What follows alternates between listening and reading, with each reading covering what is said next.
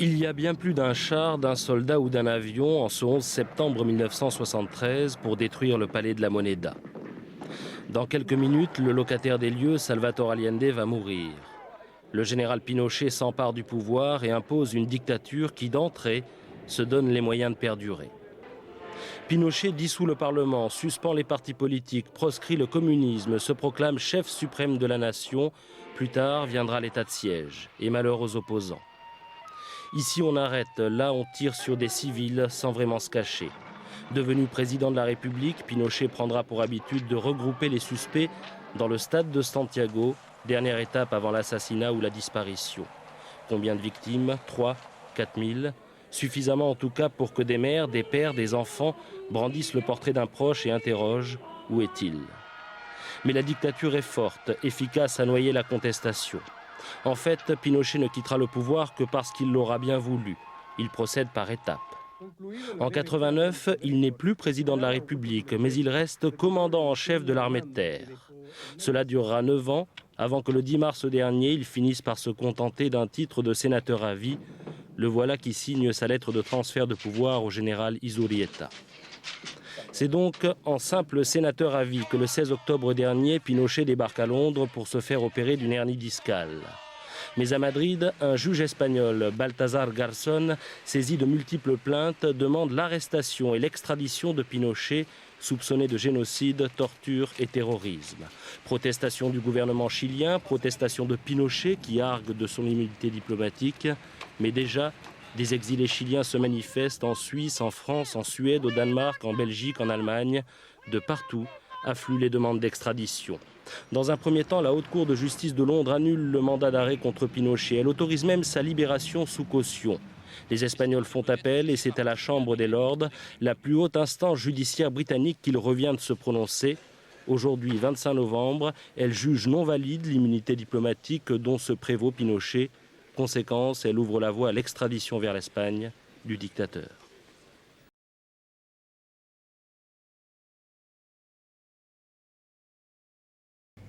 L'heure de la méditation semble avoir sonné pour le président Nixon.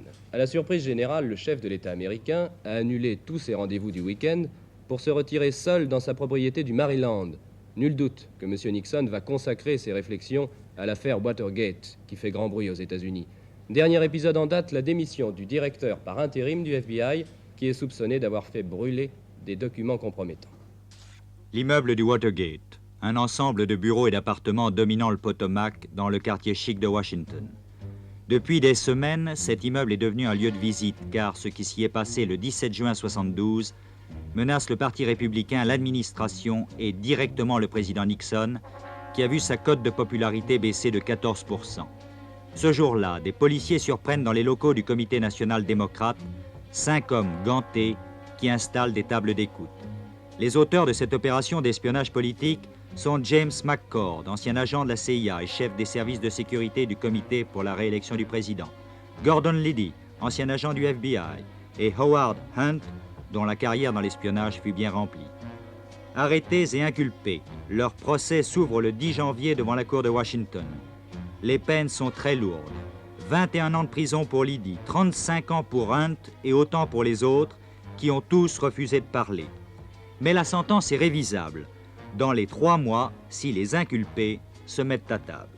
Le ministre de la Justice, Richard Klein Dance, a reçu mission du président Nixon de faire toute la lumière sur ce scandale qui éclabousse la Maison-Blanche, car l'enquête a révélé que l'entourage même du président Nixon était au courant. Jour après jour, presque d'heure en heure, de nouvelles révélations mettent en cause des personnalités de premier plan, telles que le directeur intérimaire du FBI ou l'adjoint au secrétaire au commerce. Le président Nixon a affirmé que toute la lumière serait faite et que personne ne bénéficierait de protection, car c'est le prestige même des États-Unis qui est en jeu. D'ores et déjà, John Mitchell, ancien ministre de la Justice qui dirigeait la campagne électorale du président étant de ses amis, a dû se donner sa démission, tout comme Maurice Stans, ancien secrétaire au commerce. Mais la liste est loin d'être close.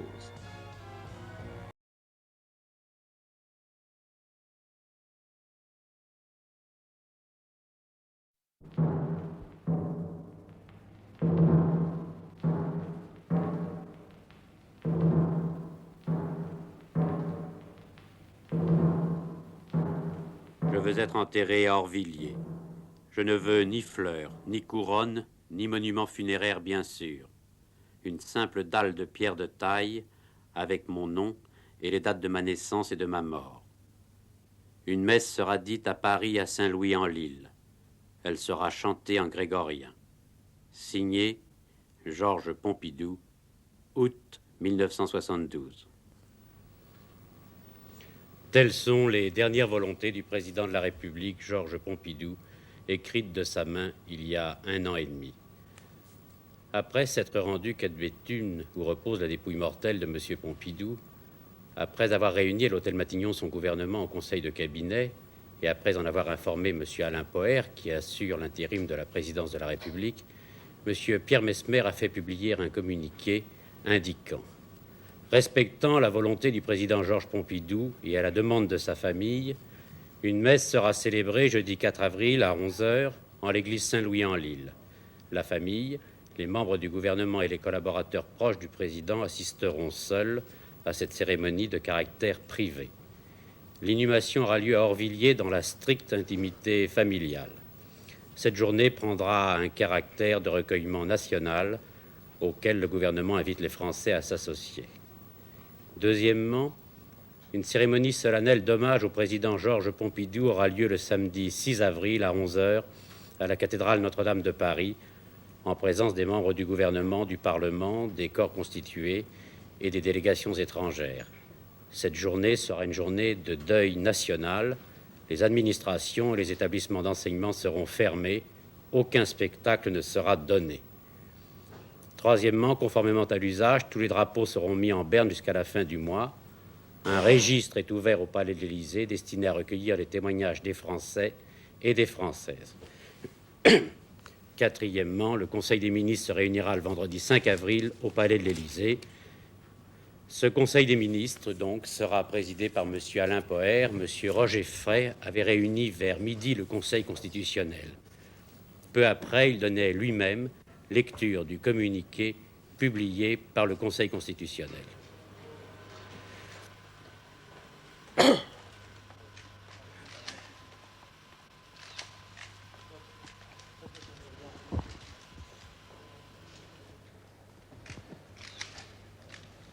Je vais vous donner lecture de la déclaration du Conseil constitutionnel. Le Conseil constitutionnel constate, à la suite du décès, le 2 avril 1974 à 21h, de M. Georges Pompidou, président de la République, que sont réunies les conditions prévues à l'article 7 de la Constitution relative à l'exercice provisoire des fonctions du président de la République par le président du Sénat. Il déclare que s'ouvre à partir de cette date le délai fixé par ce même article pour l'élection du nouveau président de la République. La présente déclaration sera publiée au journal officiel de la République française, délibéré par le Conseil constitutionnel dans sa séance du 3 avril 1974. En ouvrant la séance, j'ai prononcé l'allocution suivante. Messieurs, le président de la République est mort.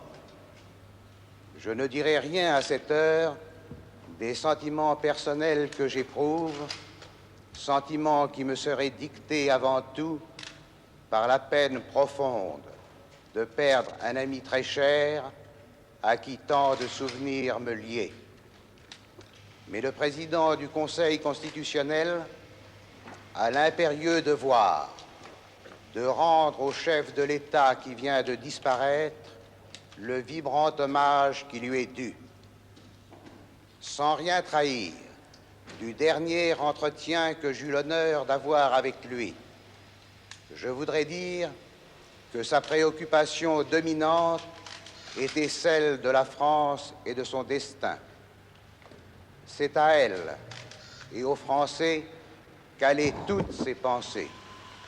C'est pour elle et pour eux qu'il fit preuve jusqu'au dernier jour d'une volonté et d'un courage qui forcent l'admiration et qui le rendent à jamais digne d'avoir été le premier des Français. J'exprime à Madame Georges Pompidou, à ses enfants, à sa famille, notre profonde émotion et je leur présente les condoléances respectueuses et très attristées du Conseil constitutionnel.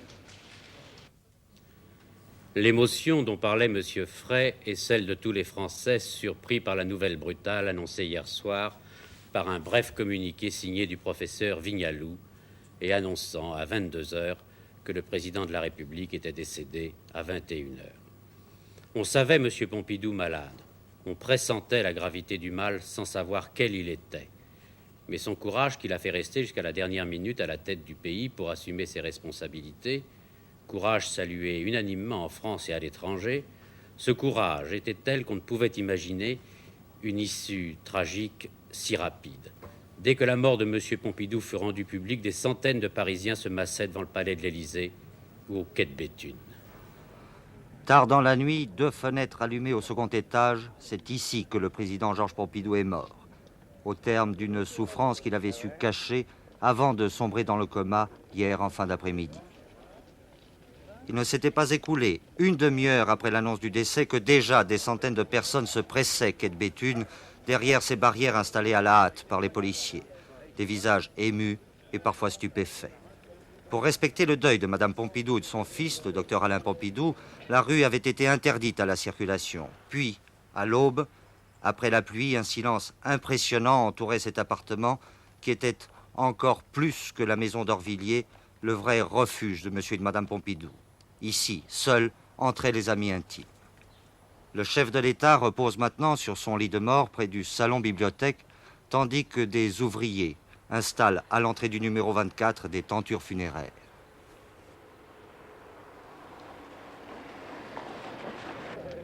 Il y avait autant de monde cette nuit devant le palais de l'Élysée. Les mêmes visages attristés, des gens qui attendent on ne sait quoi. Ce qu'ils ont vu, ça les aura peut-être étonnés, car déjà, en pleine nuit, on venait récupérer les dossiers et les archives personnelles du président Pompidou. C'est pourtant l'usage.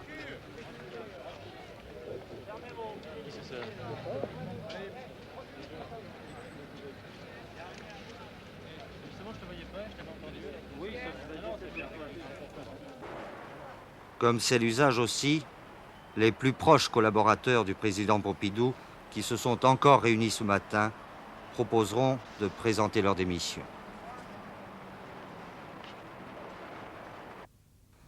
Émotion tout aussi intense dans le petit village d'Orvilliers, près de Paris, où le chef de l'État aimait à se reposer dans sa Maison Blanche. C'est également ici que votait Georges Pompidou. Écoutez le maire d'Orvilliers. Je suis rempli de chagrin, comme tous les Français, envers un grand Français qui était en même temps un citoyen d'Orvilliers, qui a assumé ses fonctions avec un courage exemplaire jusqu'au bout. C'est à Cajarc, sur les bords du Lot, qu'avant d'être président de la République, Georges Pompidou avait été élu conseiller municipal. Il avait refusé d'être maire de Cajarc, car, disait-il, ceux qui travaillent ici doivent en assumer les fonctions. Georges Pompidou était alors Premier ministre. Je garde un souvenir vraiment très amical, car M. Pompidou était un homme affable, serviable, toujours prêt à rendre service et de bons conseils. C'est un homme évidemment supérieur, comme il y en a très peu en France. Et notre pays, Cajarc, le Lot et la France auront à regretter son départ si subit. Dans le Cantal, enfin, voici Montboudif, son village natal. Les parents de Georges Pompidou sont enterrés ici. Le président ne reposera pas auprès d'eux. Comme vous le savez, c'est la terre d'Orvilliers qui le recueillera, loin de là, mais si près de sa Maison Blanche qu'il aimait tant.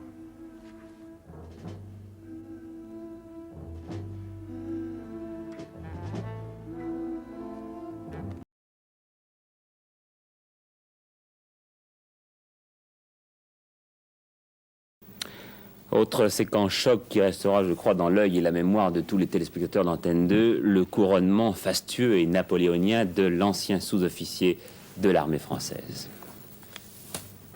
Le 4 décembre 1977, journée universellement historique. Journée qui verra se dérouler un événement sans précédent dans les annales de l'Afrique centrale, à savoir le couronnement de Sa Majesté Bokassa Ier, empereur de Centrafrique. Il était déjà maréchal, secrétaire général du Parti unique, il était président à vie. Ce 4 décembre 1977, Jean Bedel Bokassa devient Bokassa Ier, ultime péripétie d'une carrière politique fort mouvementée.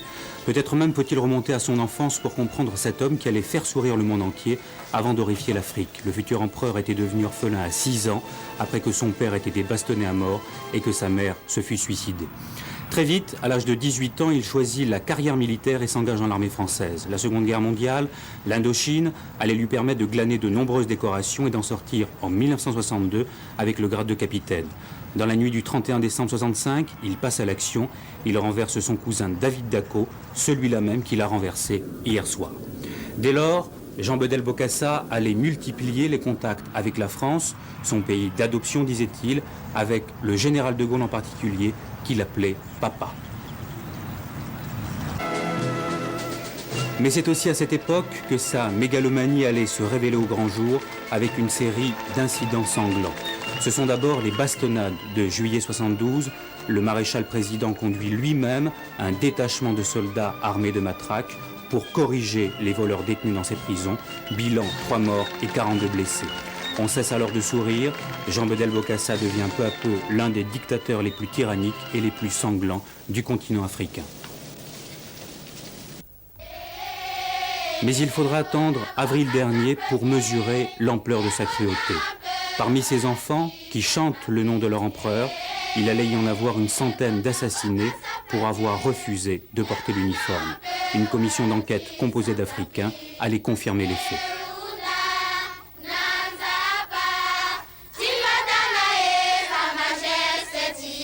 Cette pratique systématique de la torture était décriée dans le monde entier et en 1977, lorsque Jean-Pierre Elkabbach et Alain Duhamel l'avaient rencontré, il lui avait posé la question de ces bastonnades et de ces oreilles coupées dans l'Empire centrafricain. Écoutez plutôt la réponse de l'empereur, aujourd'hui déchu. Et le cas des oreilles coupées, il n'y a eu qu'un seul cas, parce qu'il s'agissait d'une bande de voleurs. Ils étaient 47. Ils étaient organisés, ils étaient armés, ils avaient dévalisé les Centrafricains de plein jour, les Centrafricains et les étrangers de plein jour. C'est pour cette raison qu'en une seule fois, j'ai donné cette leçon. Mais après, j'ai retiré les mesures. Ça n'existe plus maintenant. Ça ne se fait plus. Ça ne se fait plus. Et ça ne se fera plus. Ça ne se fera plus du tout. C'est un engagement que l'empereur prend. C'est un engagement que j'ai pris et puis un engagement qui est écrit. Il y a une ordonnance qui le dit. Et pas seulement parce qu'il y a le couronnement dans quelques temps. Non, du tout, non. Je vous dis, cette affaire d'oreille coupée s'est manifestée le jour où il y a eu des problèmes qui étaient posés. Les bastonnades, c'est la même chose. Et c'était accompagné c'était un cas. C'est-à-dire, le même jour, il y a eu, ces mêmes qui ont eu les oreilles coupées, ont été d'abord bastonnés, ça c'est sûr, avant d'avoir les oreilles coupées.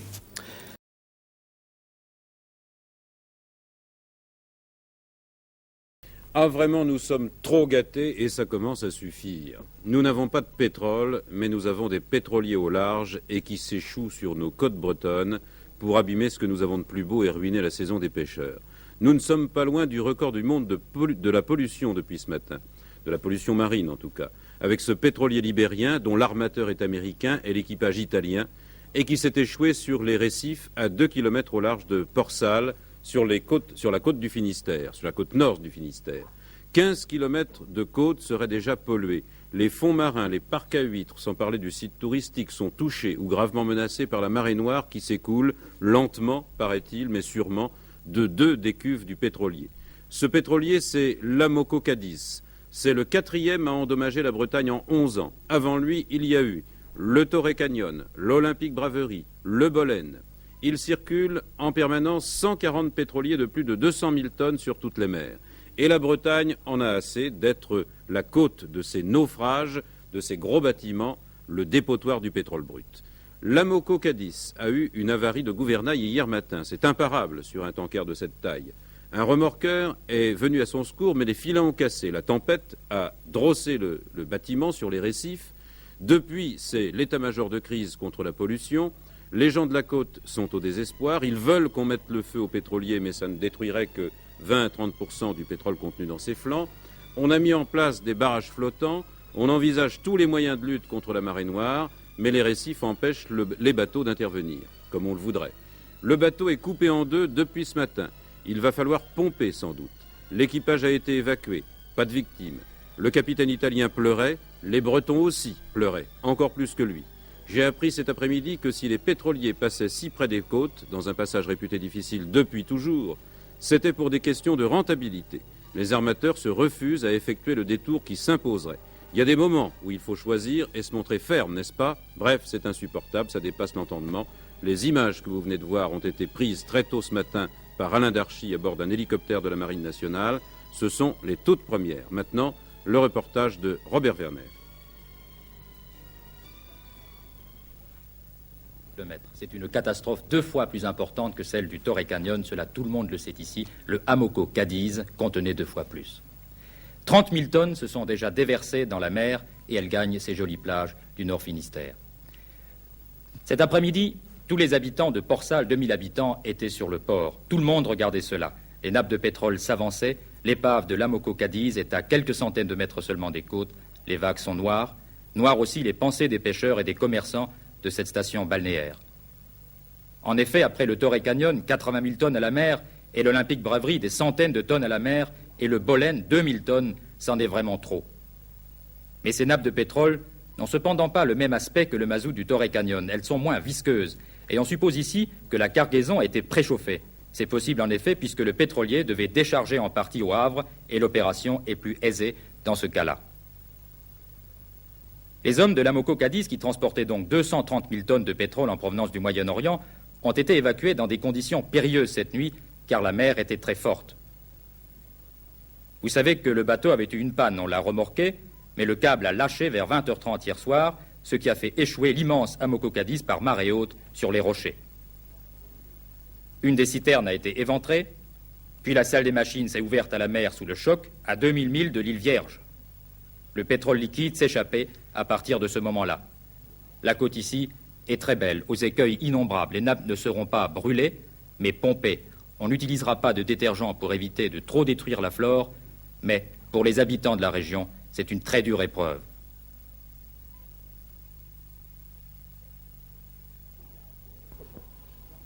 Pourquoi est-ce que le navire accidenté était-il si près des côtes?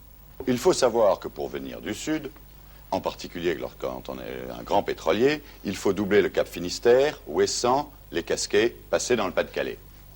En chacun de ces points, des dispositifs de séparation de trafic ont été institués sur un plan international et qui prévoient de faire une route montante, une route descendante, avec interdiction formelle d'utiliser les zones réservées à la montée pour la descente et réciproquement. Et il est plus facile, la navigation traditionnelle en est la preuve, le rôle des phares, le rôle des radiophares dans la navigation en est la preuve, de se positionner de façon précise plus près des côtes que plus loin. Et à l'intérieur d'une route recommandée, il faut connaître avec précision sa position, faute de quoi l'on pourrait prendre, passez-moi l'expression, une route en sens interdit.